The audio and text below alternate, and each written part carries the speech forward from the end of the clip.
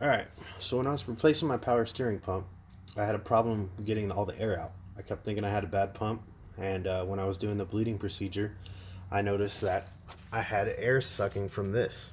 So there was a big old air bubble in there, and every time I could never bleed it out. And I didn't realize that until I got the second pump in there, and nowhere that I looked online I could find anything about it.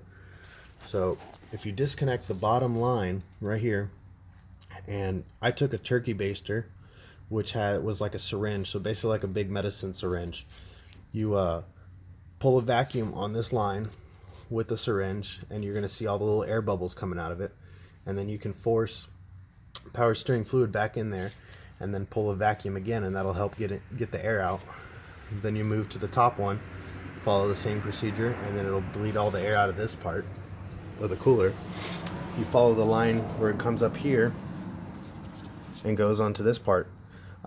This is like one of the little return valves for turning on the fan. Do the same thing, bleed the air out.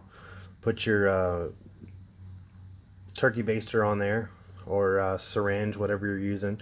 Pull a vacuum. You're gonna see the little air bubbles come out, and you've pretty much got everything all covered.